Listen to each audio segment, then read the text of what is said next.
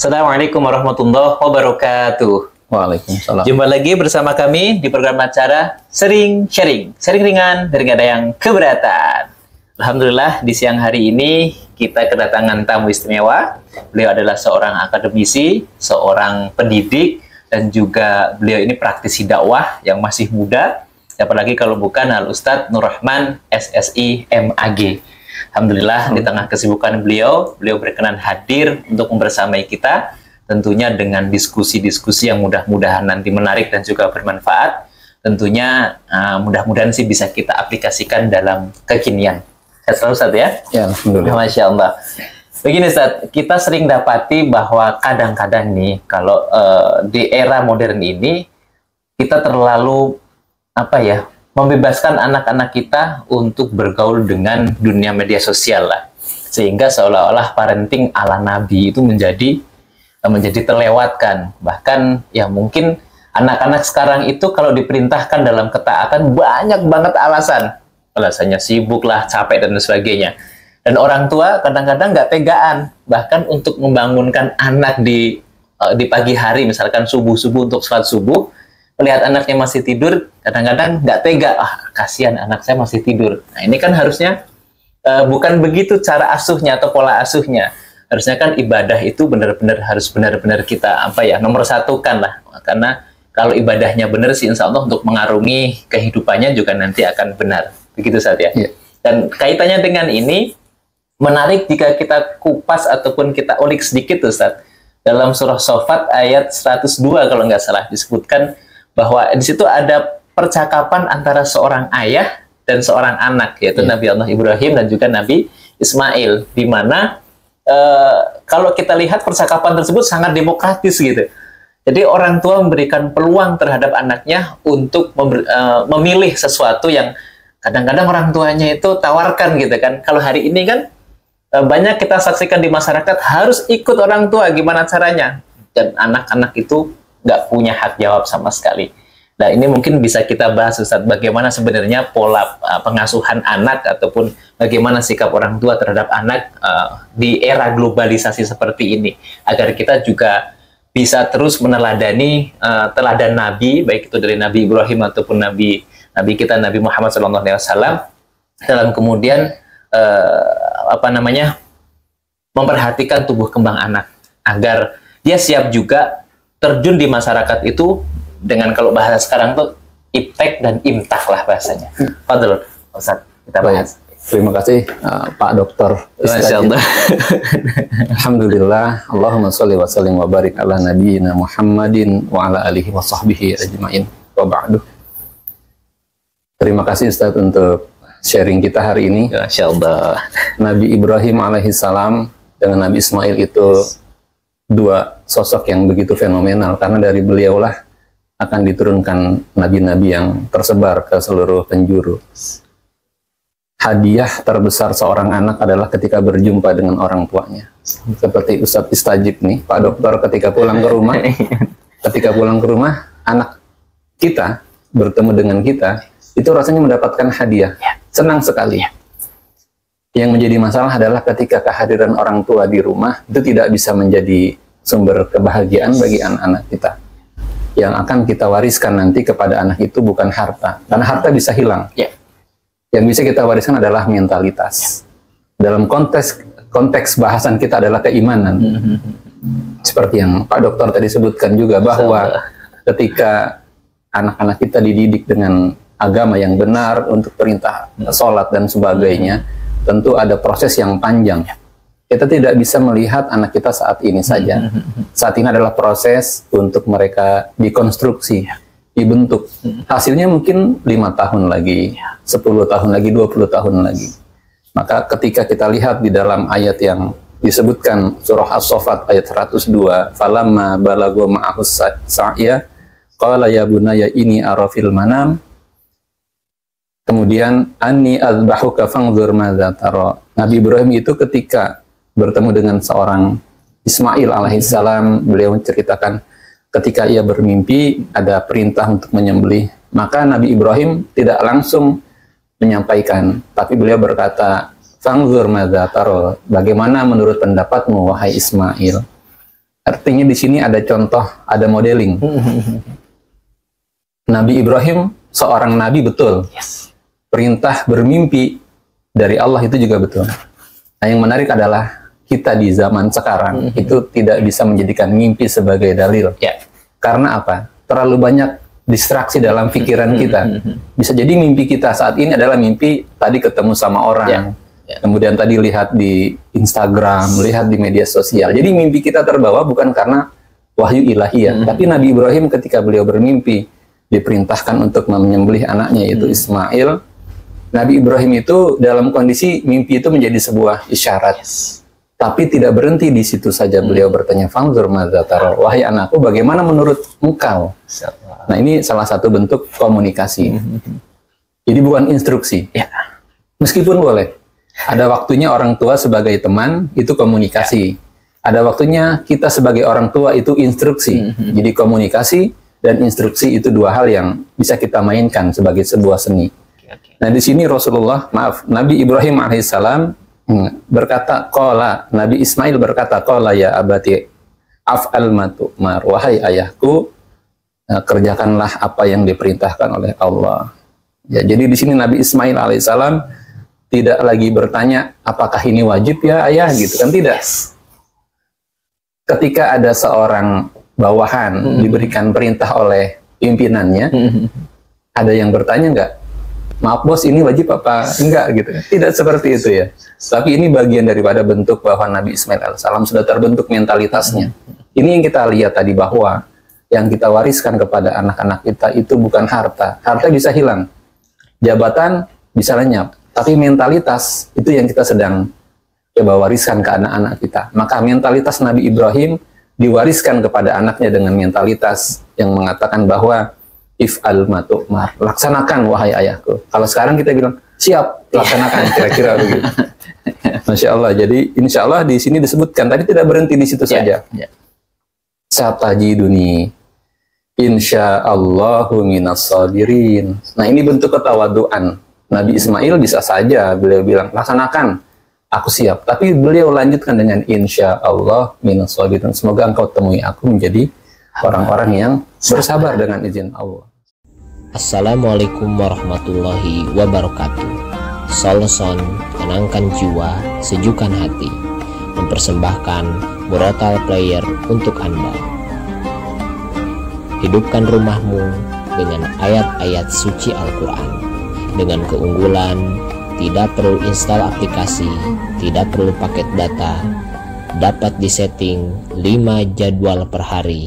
Setiap hari dapat berbeda waktu dan surah, disertai murotal 30 juz, zikir pagi dan petang, dan solawatan. Dan dapat langsung diaplikasikan pada kaligrafi dinding di rumah Anda.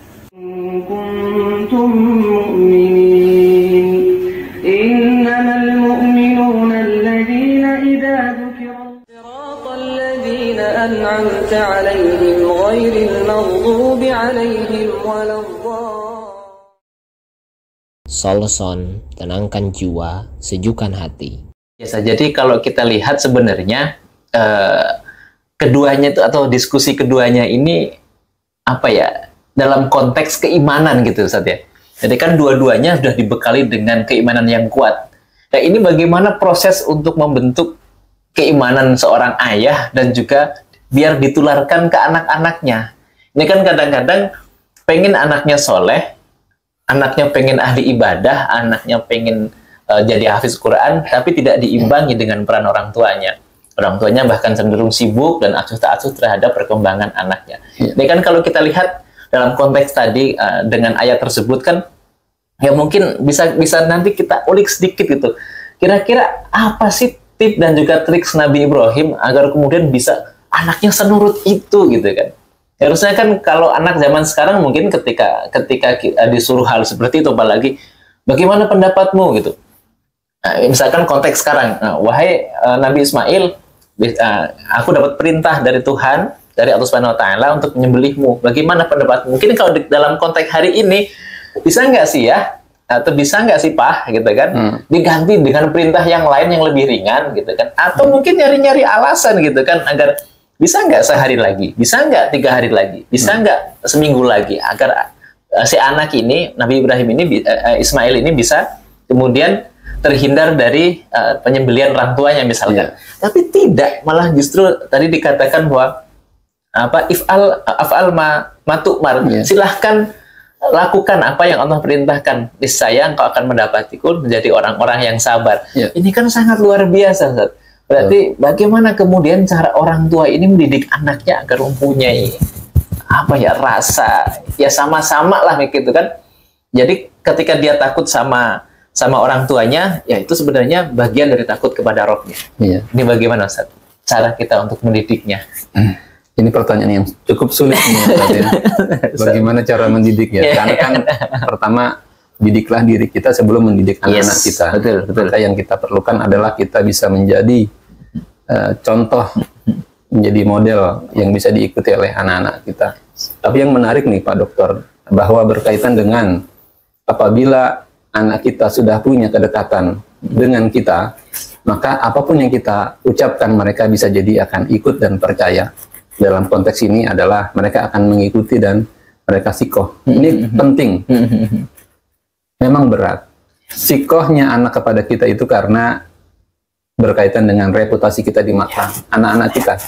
Apabila kita tidak menjadi teladan buat anak kita, mereka tidak akan mau mengikuti apa yang kita ucapkan. Ayah aja begitu, kira-kira seperti itu. Jadi mensolehkan diri sebelum mensolehkan anak. Menguatkan diri sebelum menguatkan anak. Kalau pertanyaannya bagaimana caranya, tentu Nabi Ibrahim alaihissalam sudah mencontohkan, dan kita mencoba mencari mutiara hikmah dari pendidikan dari Nabi Ibrahim kepada Nabi Ismail dan sebagainya. Ada orang tua di dalam rumah, tapi belum tentu bersama dengan anak-anak. Jadi ada tapi tidak bersama. Ini kan isu yang sering disebutkan. Wujuduhu ka'adamihi. Adanya tapi tidak seperti tiada. Jadi ada tapi tidak bersama. Atau bersama tapi tidak ada, kira-kira gitu ya. Jadi bersama dalam rumah tapi tidak ada, dia tidak punya peran apapun, tidak mendidik anak, tidak menjadi partner buat anak, juga tidak menyenangkan buat anak. Banyak orang tua yang mungkin dengan bekal ilmu yang mereka miliki, akhirnya mereka mulai menyadari pentingnya kedekatan anak dalam proses keimanan. Karena ketika seorang ayahnya sudah beriman tapi tidak dekat dengan anak, tidak bisa dia turunkan, tidak bisa dia transfer rasa beriman itu kepada sang anak. Maka pertama adalah perlu kedekatan emosional. Kita sebagai manusia pasti tidak ada yang sempurna, tapi saat kita punya kedekatan dengan anak, punya quality time, waktu yang bermanfaat untuk bisa bersama dengan anak-anak kita. Tidak selalu kita bersama dengan anak kita. Anak kita masih bayi, balita, kemudian sekolah, sampai nanti mereka akan pendidikan tinggi dan sebagainya. Tidak lama. Tapi saat waktu-waktu itu mereka bisa punya kenangan yang indah. Jangan sampai anak kita tidak pernah punya kenangan, kita gandeng tangannya ke masjid. Kalau kita tidak punya kenangan yang positif seperti itu, tidak mungkin anak kita bisa akan mendapatkan penguatan. Ada satu kisah yang disebutkan berkaitan dengan bagaimana pentingnya menggandeng anak kita berangkat ke masjid. Karena apa? Apabila bisa jadi, mungkin saja satu waktu seorang anak ini akan salah jalan ketika ia dewasa. Tapi begitu ia ingat, dulu ayahku pernah menggandengku, tanganku pernah diajak ke masjid, aku pernah dibonceng naik mobil ke masjid, pernah diajak pakai mobil ke masjid, maka anak kita akan kembali dan mudah untuk bisa mengikuti apa yang orang tuanya berikan ketika mereka masih kecil. Seperti itu, Pak Dokter. Masya Allah. Mungkin sebelum kita tutup, ada pesan untuk para pemirsa kita agar bagaimana mendapatkan gambaran cara mendidik anak dengan baik. Kemudian mungkin dalam mendidik anak itu juga perlu kesabaran, itu kan yang dicontohkan seperti itu. Dan mungkin pesan-pesan untuk para pemirsa kita agar jangan lelah untuk menjadikan diri kita menjadi hamba yang bermanfaat dan juga berguna, serta menjadi teladan bagi anak-anak kita. Betul, Dokter? Iya. Sifat Allah yang maha baik itu sudah pasti dapat kita rasakan.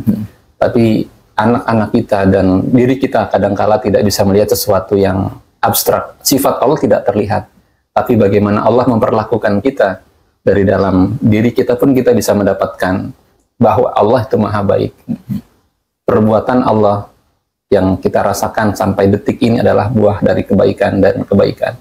Maka untuk anak-anak kita, kenalkan mereka juga dengan kebaikan-kebaikan Tuhannya, sehingga mereka mudah tersentuh hatinya dengan pesan-pesan dari Tuhannya. Demikian. Masya Allah, sangat luar biasa. Mungkin kalau sedikit kita simpulkan bahwa pola asuh Nabi Ibrahim terhadap Nabi Ismail ini yang utama adalah untuk mendidik ataupun menjadikan anak kita soleh, berarti harus menjadi orang tua yang soleh. Ya. Kemudian pola komunikasi yang baik itu juga penting, gitu kan. Kadang-kadang kita harus menjadi pendengar yang baik, jangan hanya kemudian hanya menasehati, tidak mau mendengar. Dan kemudian yang paling penting, libatkan Allah dalam setiap pengasuhan anak kita, dengan mendoakannya, dengan cara membimbingnya, dan mengenalkan dia kepada Allah Subhanahu wa Ta'ala. Waduh, sangat luar biasa Ustaz. Mudah-mudahan yang sedikit ini senantiasa mendatangkan manfaat untuk kita semua. Terima kasih atas waktunya Ustaz. Ya. Dan mungkin lain waktu kita bisa lebih mendalami lagi terkait dengan pola asuh nabi-nabi yang lain terhadap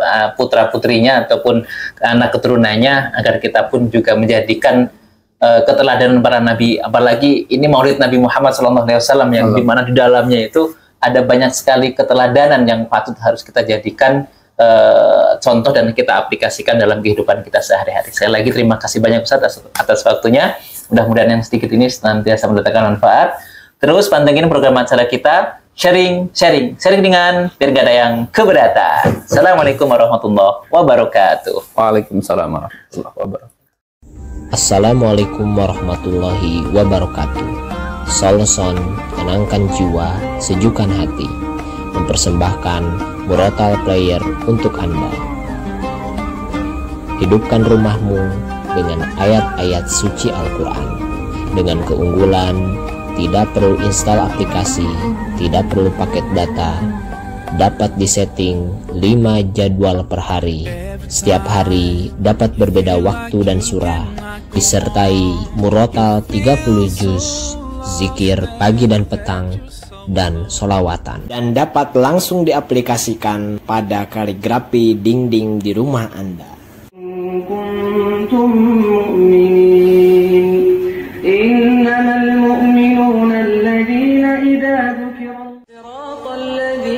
أنعمت عليهم غير المغضوب عليهم ولا الضالين. Soloson, tenangkan jiwa, sejukkan hati.